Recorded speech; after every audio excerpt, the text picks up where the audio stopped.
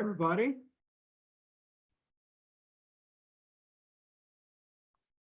Hello. Hello. Good How morning. everybody doing? Brandon, hey Adam. How are you? Good. Hope y'all are. Doing well. Good. My Good, good, good.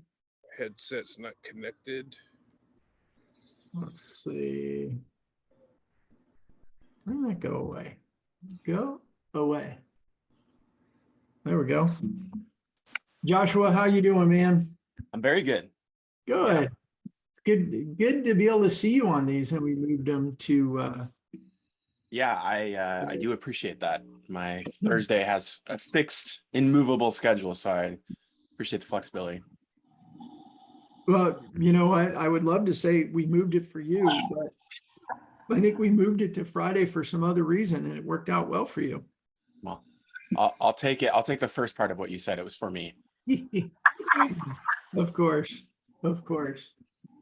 All right. We got a few people coming in. All right, all right. There we go. Butch, Adam, how you guys doing? Doing good. Great. Good. How about you? Reem and Can you- Nor? Can you hear me, Brandon? Yes. Okay. Reem. Hey, if y'all didn't see James's podcast yesterday, it's well worth the 45 minutes to watch it. It was great. Yeah.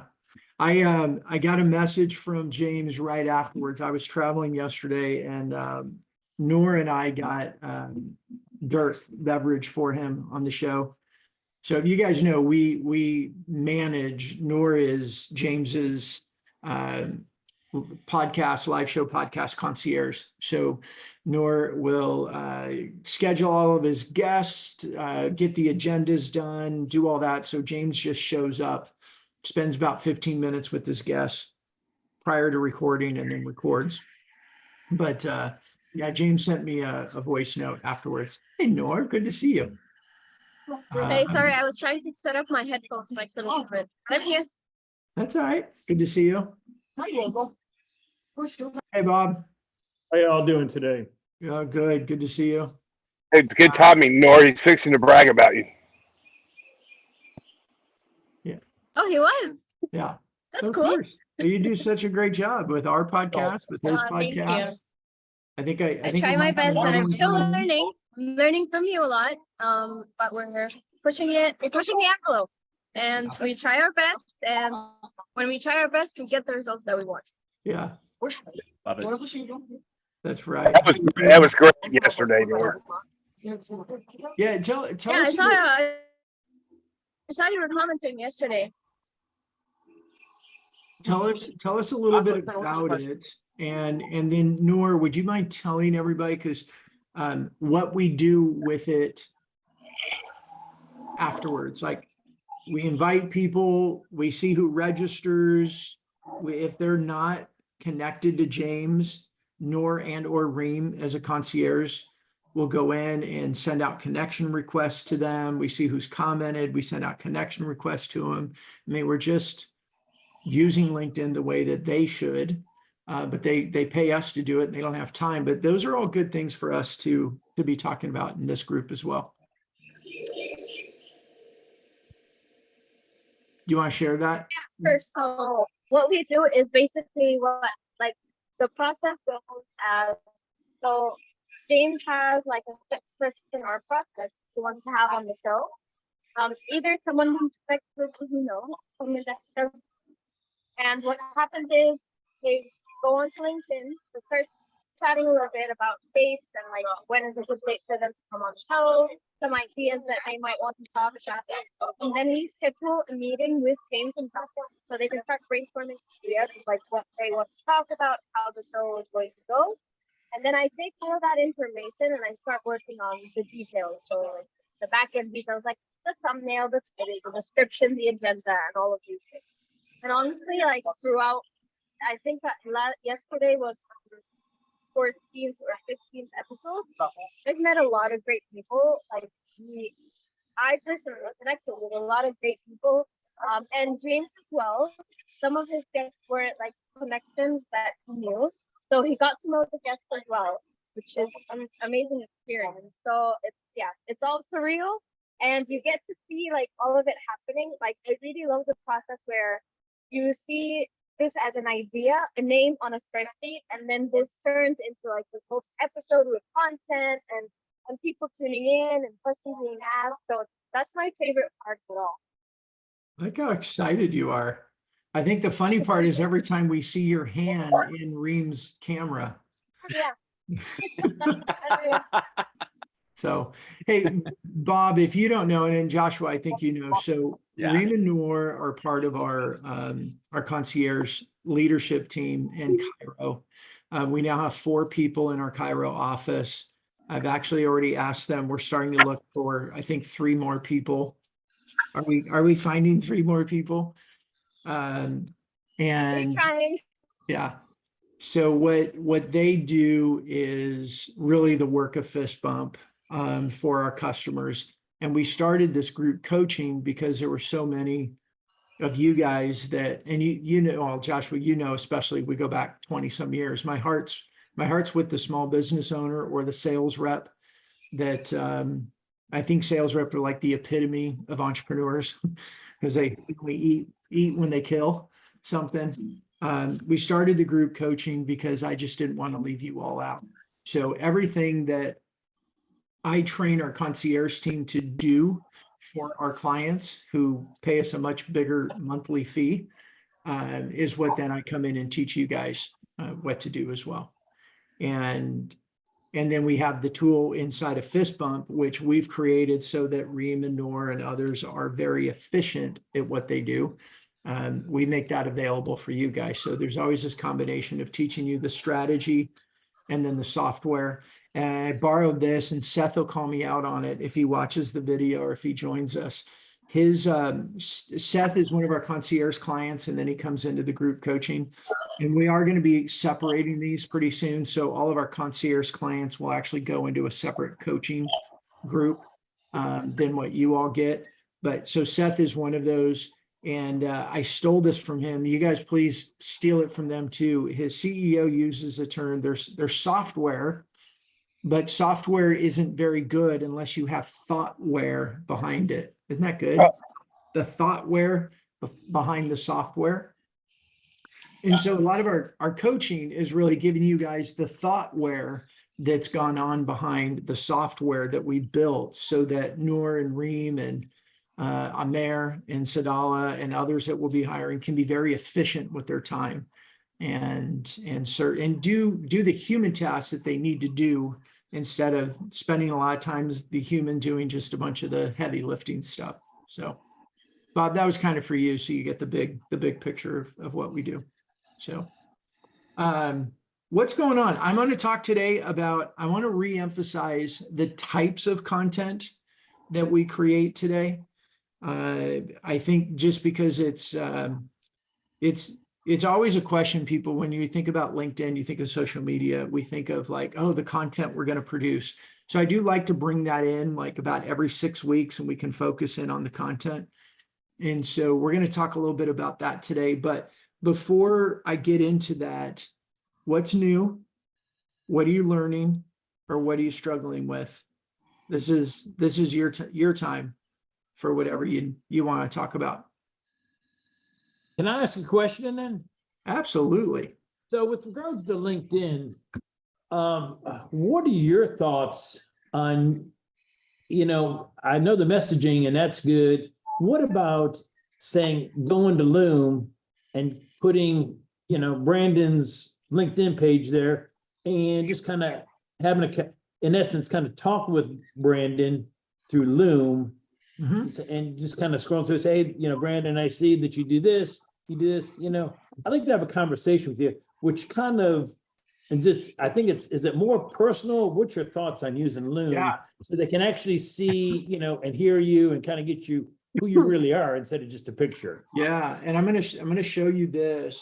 It's funny. This question came up yesterday too. While I was, where did it come up? I was at the University of Texas at Dallas speaking yesterday, and this came up. So this is on my desk at all times.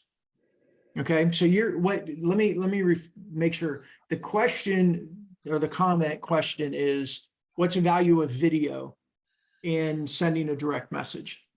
Yes. Okay, so I use Loom, but I don't use Loom for LinkedIn because I don't want to send them a link.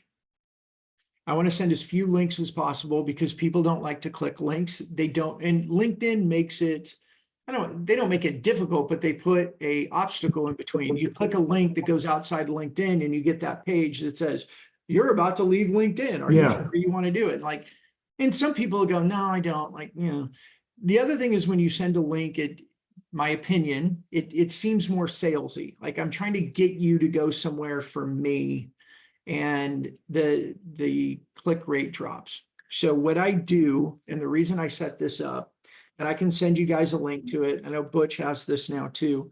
So it's a tripod. It also becomes a selfie stick, and it has a remote control. So it's connected to my phone. And so what I do is when I want to record a message to them, well, let me tell you what I'm doing. I record on my phone because through the LinkedIn mobile app, you can actually load the video file. On the desktop app, which I've got my other screen over here, I can't load a video file. That's where you can load a link. So what I do with my camera, with my phone, is when I want to send somebody a video and I'm in my work day and I'm doing my stuff and I'm over here looking, oh, you know what? I want to send them a message. I pause, I look over, I move my phone up this way. So I go horizontal. I turn it on.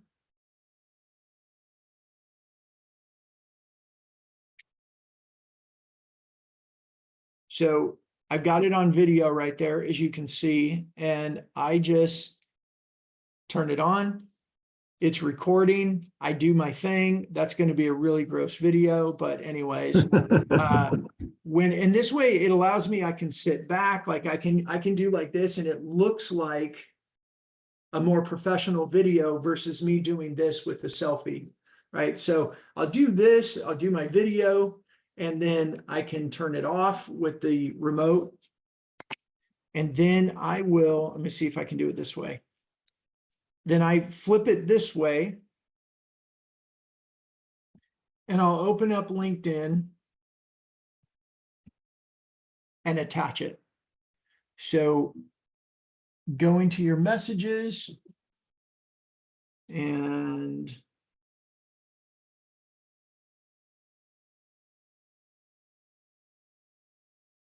Bob, you're going to get it. So you go and find the person, and it's really simple. You hit the paperclip over here and choose select media from library, find your video, and hit send. And Bob, you can delete that. Okay, so then it's going to come to me, and it's going to basically, when I see the message, it's going to have your picture on it. Is that a fair assessment? And just kind of like I Yeah. can just click. Yeah, so the way that you'll see it, let me move it from there now. So you'll see it like this. Okay, yeah, okay. And then when you press it, then I will, other than the fact that you got a real close up of my face, my mouth. Okay, yeah. So Okay. that's Yep. what I got. Okay, that's good. Could you do me a favor? Could you do us a favor? Could you put a link or somewhere where you got that the Yeah, camera and that stuff? That would be helpful. you got it. You got it. I will remind myself to do it. I know I'll just see if I sent it to Butch a little while ago. You know, while we're on that, I love sending video messages to people because they're different. It takes that extra effort. And you guys know I talk about the quality versus quantity. And when we take time to do the quality, we separate ourselves from all the people that just want to hit the easy button. Quality versus quantity helps us connect with people. It shows that extra effort. in fact, I think Adam with Jason DeVries, I sent him a video message the first time, and I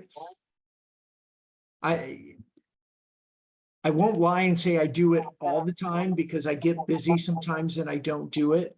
But a lot of times with my ICP, with my ideal customers, not just to everybody, but when my ideal customer accepts my connection request, my goal is to always send a video, and it's a personalized video. So it's, hey, Bob, thanks for accepting my connection request. Nothing salesy at all. It's all human connection. It's all about networking. It's all about building that rapport. It's all about establishing and confirming that healthy connection. Because if I try to get to the engagement side too quick, they'll back off and they're gone. So it's just that video of going, hey, thanks so much for sending or accepting the connection request. I really appreciate it. Hey, and I feel like I can control the tone when I do it in video versus in writing. If Sure. I say, hey, I'd love to do a get to know each other call sometime in writing, I don't know what tone they're taking. And most likely because of the amount of spam crap that the pitch slap stuff that people get in messages, they're going to take it as, oh, I want a sales call, but I'm calling it a get to know each other call, right? But when I'm on video, I can control it with my tone, my facial expressions. Like, yeah, if you ever want to do a get to know, I just love networking inside of LinkedIn. And if you ever want to do that, it'd be great. And if not, don't worry about it. No pressure whatsoever. I'll see you in the post and see you in the comments. And if there's anything I can do for you, or there's anyone in my network that you want to meet, please reach out to me. I'd love to help you. Have an awesome day. Like, that's my standard. Sometimes people respond. I had one guy that responded. He's like, oh my gosh, I've never had a video like that before. That was so cool. Immediately created a conversation. I'm like, hey, let's get on a call. And, you see where it goes. Other times, people just don't respond at all, in which case maybe it's a little too intimate too quickly for them. Oh, well, it fits who I am too. It fits who I like to be in life, and therefore who I like to portray myself as on LinkedIn. Anybody have anything to add to that? Or ask a question? I think it was a great idea. So thanks for the question. Yeah. Now, the other Hey, one. hey, Brandon, I Yeah. can say one thing about that too. If you need to post something or you have a great idea, just recording it usually comes off pretty well. What do you mean? Well, I think sometimes if you don't know exactly what you want to say, when you're trying to write, you get stuck, Got it. and you can wind up spending an hour on something that should take 10 minutes. And when you just talk, that doesn't happen as much. So you'll record it as a social post as well? Yeah. Yeah, got it. Yeah, and I think the variety is good. Nor is gonna kick me in the butt even more as my concierge, that I'm supposed to be doing more of my Jeep talks. So I do my camera, speaking to people and talking, do it from my Jeep, kind of like Adam does his Flannel Friday and Chris does his dog walks, just to have that and be memorable. And I haven't been doing it because I've been busy, and Nora's like virtually smacking me to get it done. So, but yeah, I think video posts are great. Interesting, like Dirk, who was on James's show, he sent me a message a few days ago, and he said, hey, is engagement been dropping? Is it crazy low for everybody or just me? And, the algorithm is temperamental. But one of the things I told him is, I said, you've done 2 video posts a day for the last 3 weeks, because he's promoting this, his event, his training on May 1st. I said, you've done 2 and sometimes 3 video posts a day for 3 weeks. And the algorithm's going to start throttling you down a little bit, because it doesn't want to train you to just keep doing the same type of posts. It actually wants variety. And so I think that's what I don't know this to be certain because the algorithm is, secret like the Coke recipe.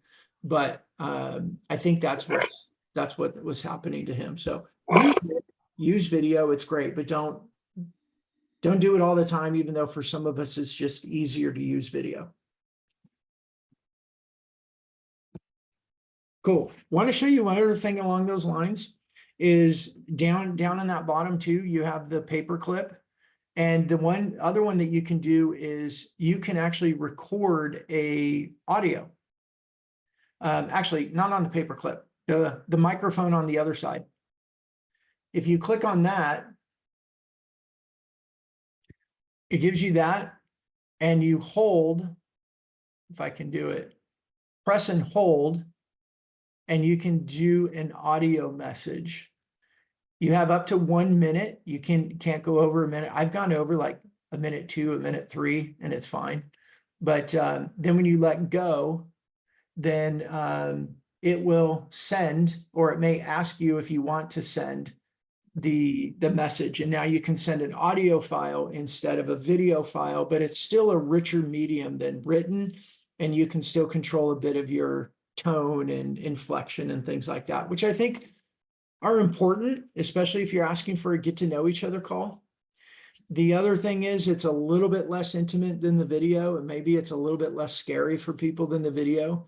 But most people don't take the time to do audio. And so you're still standing out from the crowd.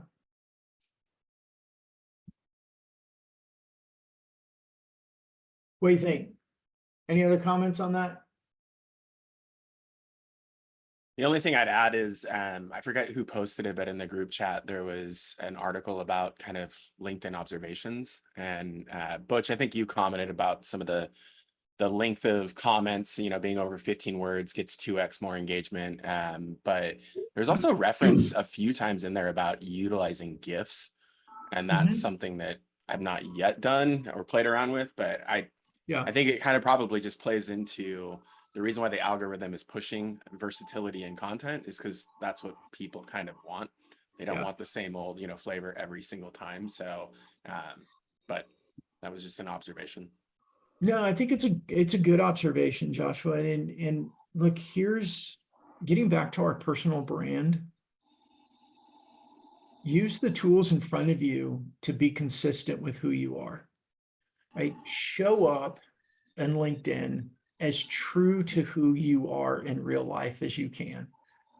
I mean, we ended up calling the company Fist Bump because I use the fist bump emoji all the time. Now, granted, I know it's called punch face and we struggle with that a little bit, but I used it as the fist bump because it was just my effort to totally be me. And you guys who know me, most of you do, Bob, you probably are the one that knows me the least, but like, I'm an encourager, I'm abundant, I'm excited, I'm energetic, and I want to represent that in this two-dimensional screen the best that I can. So I do use emojis that way. And I think that's why emojis even came about in the social space, is that we can differentiate ourselves. We can add a little bit of tone and character or personality to things that we're doing. Now, some people use them way too much and you kind of get tired of them. Like anything else, we can really screw up a good thing by overusing it. But I want to encourage you guys, if using the audio is like, Bob, you've called me a few times when you're driving. I know I get it. I do it. Your strategy is, well, on my call, I'm going to call this person, this person, this person, because I got a 2.5 hour call or a 2.5 hour drive to our lake house, right? It's a great strategy. And you get to pick up the phone and chat with people while you're knocking out your drive. I do that with audio and video messages with people while I'm driving. I got people in either my mental list or I'm looking at my CRM for the day and go, where are they at? What's going on? You know what? I want to touch base with them. I got to drive, throw it in my car. And this is why Jeep thoughts are so important. It'll be recognizable, but still in my Jeep, but talking to a specific person. Use the audio, use the video, use those emojis. I've got stickers with my iPhone now. You know how you can make your own like personal stickers? Yeah. I got a couple of those that I use. I don't know if you guys ever seen any of them, but I took some pictures that I get from screenshots of crazy things and then turned some of them into these stickers, and I use them every now and then. One of them's like this little kid dressed as a superhero and he's going like this, and it's really funny. And I use that every now and then because I want it to communicate how I want to be portrayed, how I want to be seen, my personal brand. Any other questions or comments? I'll jump into Adam just sent me a sticker. There it is. I like that one too. I have a sticker of Brandon. Yes, here, I'll show you my sticker. There, I'll send this sticker back to you. That's the one where you look pregnant. It is the one that makes me look pregnant. I know. What's up with that? Yeah, we have a ton of those that we use for social posts on like a carousel or like an image. And they're always so much fun to use because like they always create some kind of conversation of like, oh my God, why did you do this like that? And I really like my favorite one is the one where you're sitting down, Brent, and you're thinking. That's my favorite one. So I'll show you. So I love this one because I share that one with people when I'm excited about something or they're sharing something that they think is, I want to be supportive. I want to be celebratory. And then sometimes I use this one just because you guys know I use my dad of 5 kids as part of my personal brand to be remembered and separate myself from the sea of sameness. So, okay. I realize I'm looking at all my text messages. I've got a friend that's going through a really hard time right now, and I want to make sure that some of his stuff wasn't on there. Okay, we're good. We're good. Okay. What else? Anything else? Can I ask one other thing? Yeah, of course. So I've started doing interviewing CEOs live. I mean, I go to their office. It is videoed, but basically it's not going via Zoom. I go to their office, I video it, I ask them the questions in person. And so it's going to be about 10 to 15 minutes and I get it edited. And my thought was to also put that on LinkedIn. Your thoughts? Oh, I think it's brilliant. You know what I need to do is remind me if I forget. I want to connect you to my friend Bruce Smith. He does a show like that. I've been a guest on a show. He does it really cool. It's elaborate. You may not want to do all this, but he will go to them and will choose a place that means something important to them. So like mine, when he interviewed me, and he's in the HR space, and so his show is called Career. Oh crap! Sorry, Bruce, I can't remember. Anyway, he came and did the interview with me at my house. Thought you were around gonna my say fire- In-N-Out Burger. No, but I did that yesterday, or I did that on Wednesday. Cups was disappointed in me, but I went to In-N-Out while I was in Dallas. Not disappointed at all. But yeah, he came to my house, and we did a fire pit and we smoked a cigar while he interviewed me. And he's got a really great setup, but he does that with people in restaurants. He did one on somebody's dock on their lake, and he's crushing it. He's doing a really good job, but I can share that with you. I think it's Yeah, what's his name? Bruce what? Bruce Smith. He'll be real easy to find on LinkedIn because I'm sure there's only one of them. So yes. Yeah, let me, I don't want, let's see, let me do it real quick because I'd hate to leave you hanging. All right. All right, it's in the link for anybody. That's him. Thank you. I appreciate that. Got it. But he does a really good job, and a Consuming Careers podcast, that's what it's called. And he doesn't do it live, but he records it all. At first he was only doing podcasts. He wasn't doing video. And I don't know now, I can't remember if he was actually doing video through the whole thing or just doing some video snippets as part of it. Okay, thank Let me you. just add to that as well. A great piece of content that you can utilize when you're doing something like that are two things. Behind the scenes, that is always a great place to see, like, you get your audience connected to what's happening behind the scenes, and also bloopers. Bloopers are a very fun way to like get engagement with, because it shows that not everything is like so serious and professional and all of that. You get a couple of laughs behind the scenes. So these are two great pieces of content you can do with that. So now you have 3 pieces of content. That's awesome. Good job, Noor. Yeah, and I'll add to that too. This is a little bit different, but when we do our event concierge program, it means we're in a booth with our client. Like we do pre-interviews and we do paid campaigns to drive people into the booth. But when we do in-booth video, the strategy is we use the microphone. We have, this is the only one I see. We use a microphone flag. If you guys seen this, I might as well show you while we're at it. But it makes it look kind of official, but not too official, because we film off of an iPhone, and I use a circle light, so it ends up like. And we just did one of these for Seth with Competitive Solutions, but you can see it looks a little bit official. And we do in-booth interviews, and then we turn around the same day, edit them, and put paid campaigns in a geofencing radius of the event. Drives a bunch of traffic to the booths. It's really cool. But what Noor was saying, what we do when I'm interviewing people, when I'm interviewing their team members, I'll throw in like some silly things like, okay, on a scale 1 to 10, tell me about your pillow at your hotel.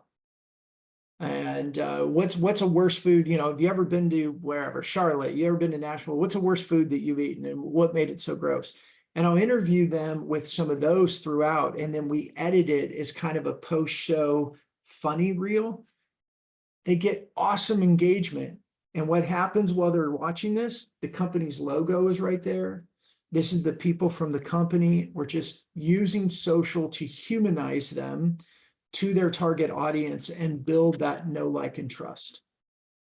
A lot of that just human type of content is so powerful.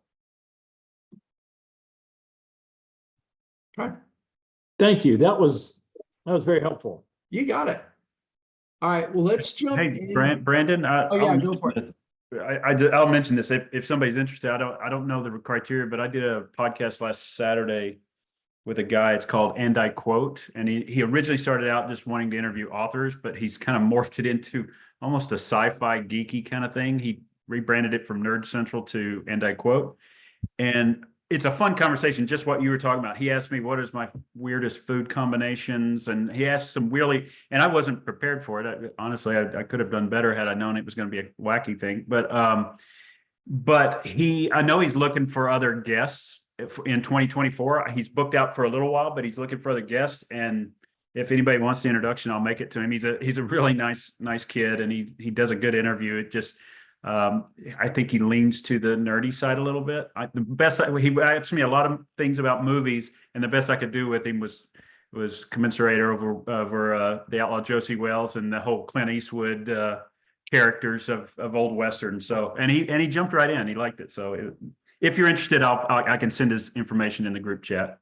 Yeah, I'd love to do that. I think we should introduce him to Carson too. He and Carson have a field day doing movie quotes. Cool. Thanks for that, Cubs. Yep. I'd love to have this episode, please, Cup. Yes, I bet you would. Yeah. I really want to get in there. I want to watch it all. I'll send you the YouTube link. Yeah, please do. Reem is determined to overly humanize you in LinkedIn, Cubs. I know it. She loves to. But look how good that Panera post did. Yeah, yeah. right? How many conversations we can create with that type of content consistently. So, all right. That was good talk, but I am gonna, I'm gonna push quickly to get some of this off to you. So I don't feel like I didn't deliver today. I guess it would help if I shared my screen, right? Oops.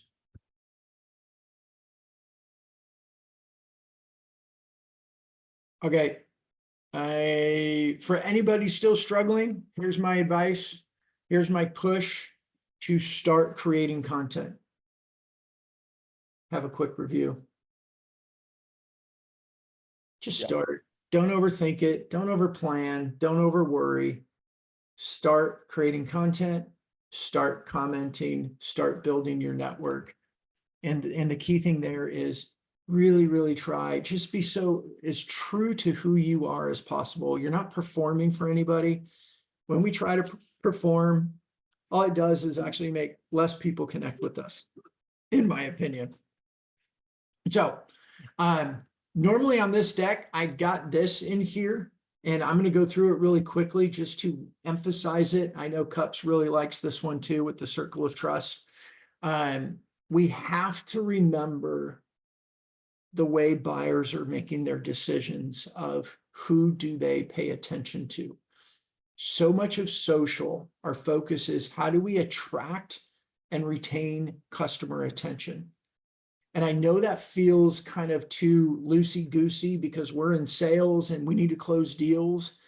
But when we're overly aggressive, we're too focused on the cold call and, hey, I got this. Do you have time to talk?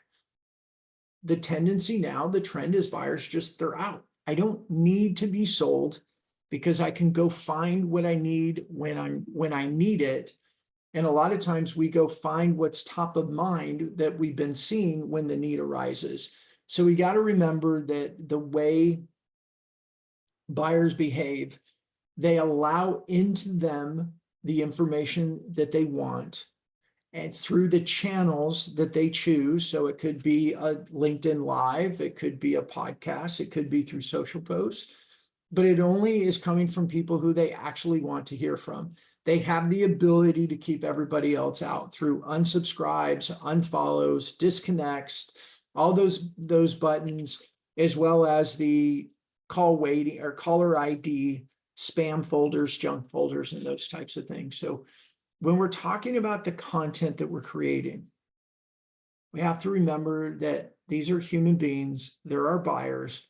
They're on the other end. And remember, what are the ways that we try to bond with them when we're live with them, when we're face to face? So often we look for physical cues around us. If I'm on a Zoom in a one-on-one, the first thing I'm doing is I'm looking in the background to see what can I talk about to create some sort of connection between me and that person, or what can I ask about to try and build some sort of connection with that person. So as an example, I know it's really small right now, but you guys take a look. You got Adam, or you've got Cups with some good backgrounds. Josh has good backgrounds. Sorry, I didn't see everybody in the gallery. How would you try to create some sort of connection if you got on a Zoom call with one of these guys? I mean, I know my backdrop always leads to instant comments. They're like, is that beer? And it instantly leads to like 5 to 10 minutes of like warming up conversation, which is just was not intentional, but it was a great, benefit. So yeah. And how do you feel when people, put an interest in your hobby? it's great. Right. Yeah, no, I mean, it's connecting at a very, genuine level. So Yeah. In the name of time, I'm just going to move us along. I would sit there and force you guys to answer a little bit more, but when we have physical opportunities around us, we're at a conference, we're at a networking event, or we have Zoom and we can look around. I don't know about you, but my first motion is I want to connect. I want to connect. Now that may say something about my high I on disc, Adam, but I want to connect. I want to find some way to connect. With social, we want to do the same thing, but we don't have that physical thing to connect with. So we have to think about, how can I present myself? How can I share about who I am in a way that creates some sort of connection, divulges something about me that I'm willing to share in social to allow other people to connect with me. And Cups, just because we mentioned it, I'll use that Panera post was great because he's got a selfie, he's got his iced tea in his hand, he's got the Panera logo behind him, he's standing outside of one of the locations, and he talks about his subscription, right, Cups? Your subscription to their iced tea program or their drink program, and how you use it while you're out and about on the road. You're sharing a little bit about yourself. There's a selfie picture, what the human heart tends to go to. I mean, engagement numbers will show that. And it gives people a way, because we're doing all the other activities, right? We're targeting who we want to connect with. We're sending messages to people. We're really focused. Our content, our business content is around our ideal customers. It gives us a way to humanize us to the people that we want to connect with. And it gives them an easy way to comment. With business content, a lot of times people are scared to comment. What if I say something wrong? But on human, personal type of content, they do this all day long. So Cups, what were some of the, and Reem, you probably know some of them too, but what were some of the comments and the conversations that post created? Gosh, it's been a night. I think I've slept since then. Although not much. I say, knowing you, not much. Yeah, I don't recall specifically, Brandon, to be, unfortunately, I mean, it was good engagement, and people did comment, even people that I mean, what's amazing about it to me is sometimes people make comments to me when I'm talking to them. Oh, I saw your post, that was fun, and then we have a conversation, and then they're customers, right? Yeah. So they don't always engage in social, but they know they saw it and they noticed it. Yeah. I know one of my customers, I was actually going to meet him in Columbia, South Carolina. He said, I guess you want to go to a Panera, don't you? And I said, what? He said, I saw it on your LinkedIn. And I said, well, no, we can go anywhere you like, and I'll make Spencer buy us a drink instead of just a free iced tea. So. See, All right. go ahead. Real quick, I want to comment on that because I find this is the most frustrating thing ever. When you talk to people that you meet in person and they're like, oh my God, I loved your post. And I'm like, last time I checked, you didn't like it or comment on it. Yeah. But we can make it we can let it frustrate us, I or know, we can I really- remember it. And I know you're saying that in jest, but we can remember it. In my experience with 2 days ago on Wednesday, I'm at the airport. I'm pounding away trying to get something off, I think, to Amer on our team before I had to board the flight. And they're going like, last call. And I'm like, scrambling. And I look up and she goes, hey, from LinkedIn. And I'm blank. Like, I'm blank. And I go, oh yeah. And I stand up. She goes, Natalie Bourne. I'm like, oh yeah. She's commented a couple of times here and there. But when I stood up to say hi to her, she's like, oh my gosh. And she gave me a hug. It's so good to see you. We took a selfie and she goes, Brandon, I share your content with several of my clients. In fact, I need to get you introduced to some of them. Love it. Again, I didn't know she was that engaged with my content. I didn't know there were opportunities. She's not part of my 100 that I'm really focused on, but the social aspect of it is creating opportunities. Those personal types of posts are really, really important to that because this is what people do, and they will remember. It's like that expression I say all the time. It's Maya Angelou quote. I love it. I know other people have versions of it, but I use hers. People don't remember what you say. They remember how you made them feel. Yeah. And our personal posts help people connect with us and it helped them remember us. And it reminds me of this one, of this slide and my stuff. This is LinkedIn, right? It is the sea of sameness. Oh, there's my product, and this is what we do. Oh, and our service, and this is what we do. And we just go blah, blah, blah. And we don't pay attention. That's our first and foremost goal. Because if we're going to be reaching out to people and we're going to be asking them for calls, do we want them to go another person, or they go, oh, yeah, I know who they are. And it may not move the needle with everybody, but to steal Carson's phrase, if my activity could increase my probability of being successful, then I'm going to do it.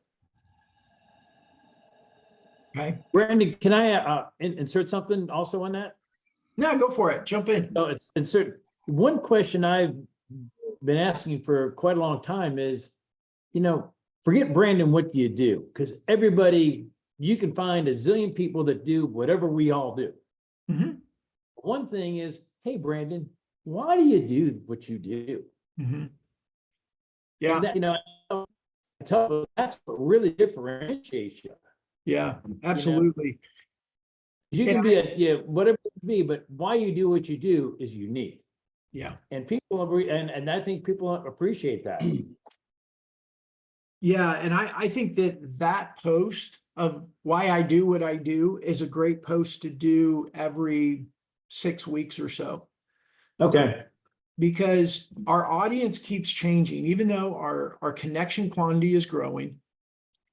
But the people that are engaged with you, it'll rotate around. You'll notice it as you guys get more, you're like, oh my gosh, I'm going to become best friends with these people. We comment, we do all this stuff. And then like over the next 60 days or so, it can kind of trickle off and now you got new people involved. So I love the why I do what I do, especially in this isn't part of this coaching, but if you don't have a personal mission statement or you don't have a really strong why of what you do, get one, because that's another differentiator. It's another way that we stand out, right? I build companies to grow people, and I build companies that help entrepreneurs and salespeople take stress off their plate and make more money so they can go home and be more peaceful. That's my mission. I've been doing that since I realized that's what I was meant to do, which I think I was 28 years old. And it all stems from growing up with a jerk, abusive, unhappy, miserable dad who made my life and my family's life miserable. And he was a small business owner. So as Pollyanna as that may sound, the why that what I do, that's what's driven me to build and sell 3 companies, and the culture that I create with my companies, and the way that I like to love on and pour into and show up in the world with my team and with customers. It's all driven by that. What that's going to do is some people are going to go, eh. And I've lost business because people think I'm too soft, or I'm too, don't use words like love in the office space or things like that. You know what? Who cares? It actually drives a lot of other people to me. So when you get clarity on your why and why you do what you do and you share it, I like it because it accelerates either people away from me or people towards me. And I'll throw that coach hat off and we'll get back to the topic at hand. We got 9 minutes. Do you want me to run through it quickly, or you guys want to ask questions about other stuff? Roll through it. All right. I created this about 4 years ago. It's been a while, and it evolves a little bit, but the foundations of it are the same. We did assessments of posts all over the world because I didn't want it to be US based only, but we looked at posts and said, what types of posts get engagement? And I know that engagement isn't the end all be all. Opportunities and closed deals are, but the right step to get there is actually building relationships and knowing people and getting people willing to have a conversation with us. So engagement is that important. There's my logic. There's the thought behind it. So we looked at how do we categorize the different types of posts? And then let's go take a look. And we had interns that went out and took a look and just tallied how many likes, how many comments, and if we were able to get the views number from the person who posted it, we would get that as well. And this is what we found. Here's the hierarchy, if you will. Advertising posts did the least value, least engagement. A campaign that was co-branded, not too much better. Corporate profiles get a little bit, and then you get into advocacy, you get into authorship, and you get into humanizing. And what we found, and this is why I believe it's so important, is the humanized posts get the most engagement. And if we're doing all the other activities well, we're targeting, we're sending connection requests to the right people, we're commenting on the right people's posts so that the algorithm is helping our posts get seen by the right people. Our commenting activity encourage the people to come and see us more. And it keeps that algorithm moving in our favor. That humanizing post does a couple things. When it gets high engagement, it hacks the algorithm. When we're using human content that we're in control of, meaning this is the part of my personal life that I'm willing to share in business and LinkedIn, and yours might be this wide, mine might be this wide. It doesn't mean I'm right and you're wrong. You got to get comfortable with what you're comfortable with. Those humanizing posts, they hack the algorithm, they jumpstart the algorithm, and they help people feel like they know you. And there is nothing better than when you send a connection. Well, there's a lot of things better, but come on, it's Friday. I'm excited. I'll speak in hyperbole. It's really awesome when you send a message to somebody and ask them for a meeting and they go, oh, of course, I feel like I already know you. Right? What did we do? Our posts increased our probability of getting that meeting. They were just waiting for us to ask. And I find that too, when I ask people for meetings and I get a lot of them, it's like they would have asked me for a meeting, but then the perception is, oh, I'm this LinkedIn guy. And then when I reach out to them, they're like, oh my gosh, that'd be great. I'd love to get on a call with you. Right? So this is why I wanted to know which type of posts were going to do the most type of work or most type of engagement. So this one's really gross. I get it. This one is kind of a advertising, kind of a little bit of a campaign co-branding. It's work related. And what it did is, I don't know if you guys can see these, but it got 248 views and it got 2 likes. When we're product oriented, when we're service oriented, this is about pipe cleaning. Our buyers just don't really care to hear about our products and services. We've got to move our way up the content pyramid to start getting more engagement. This one here is, I'd say it's a little bit advocacy to authorship. It was a reshare, which I think when we were doing this, reshares were getting a little bit better. Sharing someone else's content right now and the algorithm isn't getting you the best. But if you're going to do it, say something about it and say something significant. Don't just say, oh, this is a great post. The algorithm's not stupid. AI can look at it and goes, you just shared someone else's, like you didn't have your own thought. But if you share it, say something significant. Put some meat behind it. But again, this one's in that authorship to advocacy range. It got 5 to 6, it got 5 likes, 6 comments, and 849 views. Better than this one. Not horrible, but let's take a look at the next one. This one is really pure authorship. This is just a, hey, anyone else seeing this? It's got that good hook, right? Do you experience this? You guys know hook, right? How do we use a hook in the first 2 lines? If you go line 1, balloons. If you go line 1, skip 2, go to 3, that looks good on desktop, but on mobile, the first 2 lines are the only ones that show. So you'll see my hooks are usually 2 lines on the first 2 lines, and then I have a return. So visually, the eyes are seeing it clean, but I'm getting my hook to encourage people to click to see more. So like this one, anyone else seen a lot of this recently? That's intriguing. I got a DM from someone I'm not connected to. Well, when we did this, I don't know, 3-4 years ago, this one's that old.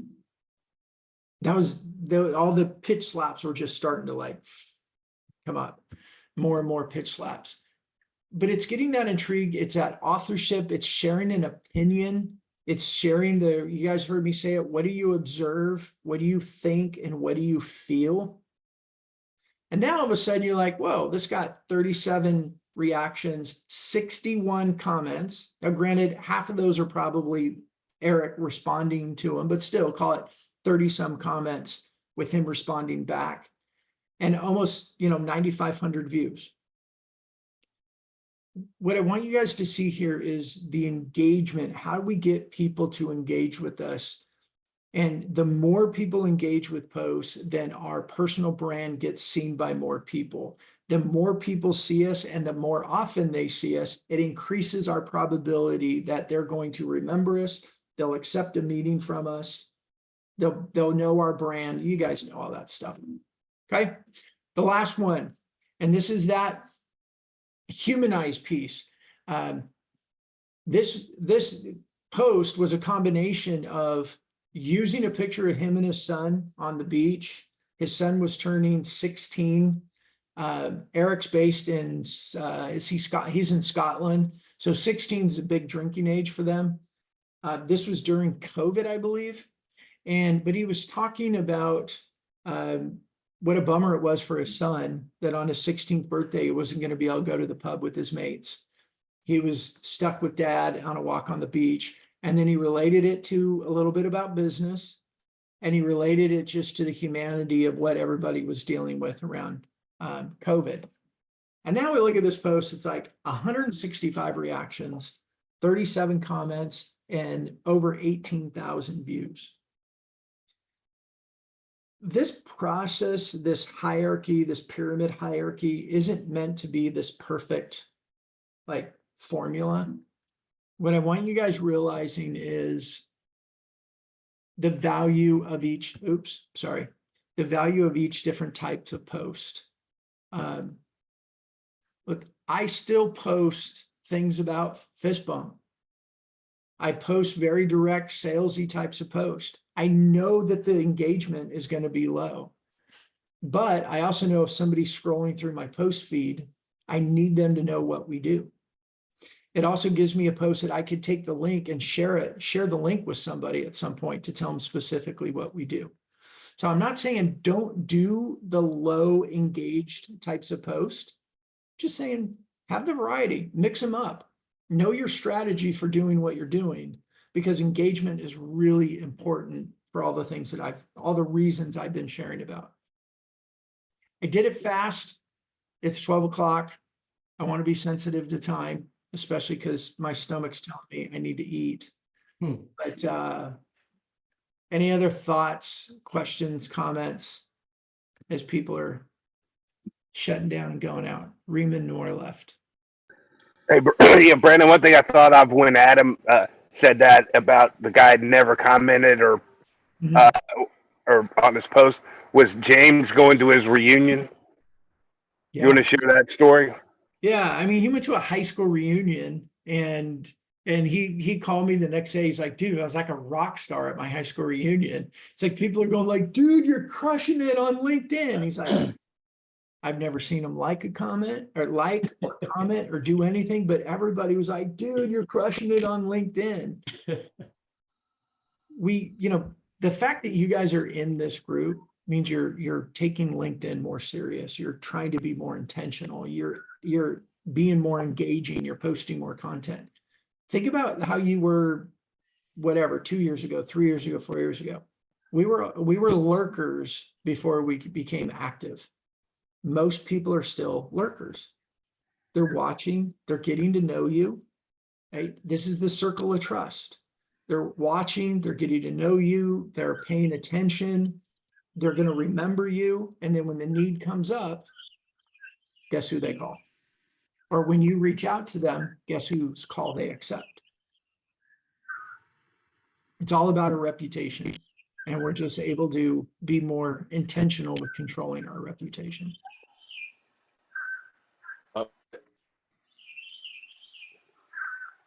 Thanks, Brandon. You got it, Thanks, Brendan. guys. You got it. Thanks, John. Happy Friday, everybody. Let me know if you need me. Hey, Thank Brandon, you. I'm gonna call you. Go for it. All right. What are See you ya. gonna call me? Huh? What are you gonna call me? Now? Sorry, Dad joke Friday's not dead. I said, what are you gonna call me? Oh, All right. Got it. Probably just Sorry. On that note, I'm out. Bad joke. later, Adam. See you guys.